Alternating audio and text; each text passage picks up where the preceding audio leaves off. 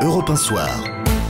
Le Monde selon François Claus. Bonsoir François. Bonsoir Nicolas. Et merci de remplacer Alexandre Adler, légèrement souffrant. L'ONU demande à la justice internationale de se pencher sur le cas de la Syrie. Une demande exprimée notamment au nom des Nations Unies par Carla Del Ponte, l'ancienne procureure du tribunal pénal international. Est-ce que la menace d'un procès pourrait faire peur à Bachar el-Assad ? Jamais Nicolas, dans l'état actuel des choses. Comment imaginer en effet une seconde que le spectre de poursuites judiciaires puisse ébranler un régime qui massacre, torture son propre peuple depuis maintenant 23 mois. Comment imaginer une seconde qu'un éventuel procès, même pour crime de guerre, puisse faire basculer un pouvoir qui, depuis presque 2 ans maintenant, envoie ses avions de chasse, ses hélicoptères de combat contre des populations civiles qui ont à peine les moyens de se ravitailler en munitions pour leur Kalachnikov ou leur lance-roquettes.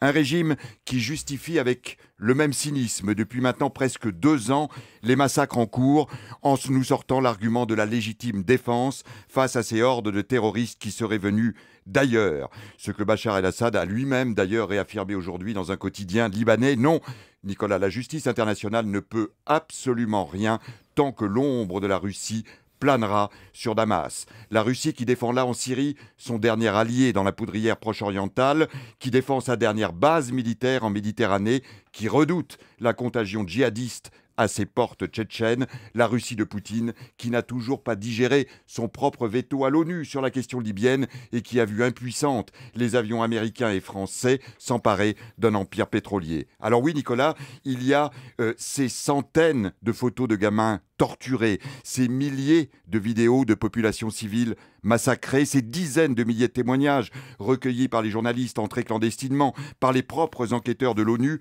refoulés d'ailleurs par le régime aux frontières, mais qui ont multiplié les interrogatoires aux frontières libanaises, turques et jordaniennes. Il y a tout, absolument tout, pour un procès, mais il sonne ce soir comme une bien dérisoire menace. Alors, mais François Claus, peut-être que les choses bougeront un jour, et si il devait y avoir un jour une enquête internationale, elle devrait sans doute s'intéresser aux crimes commis dans les deux camps ?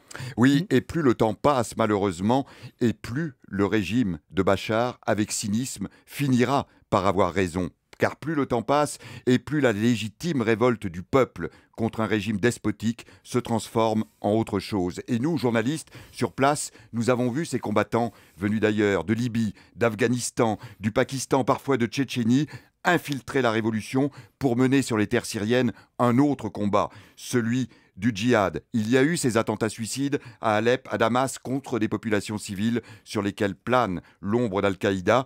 Et il y aura des témoignages sur ces attentats-là et la justice internationale devra bien sûr enquêter. Donc Bachar el-Assad a beau jeu ce soir de dire oui à des commissions d'enquête. Il faudra bien un jour que la justice rende hommage aux martyrs syriens, 70 000 aujourd'hui, ceux qui il y a presque 2 ans se sont levés à main nue dans les rues de Deraa contre le régime. Mais pour espérer que cette justice-là aide aujourd'hui la révolution syrienne, il est déjà trop tard. Merci beaucoup François Claus. Dans un instant, l'invité d'Europe 1 Soir, c'est Bruno Le Maire.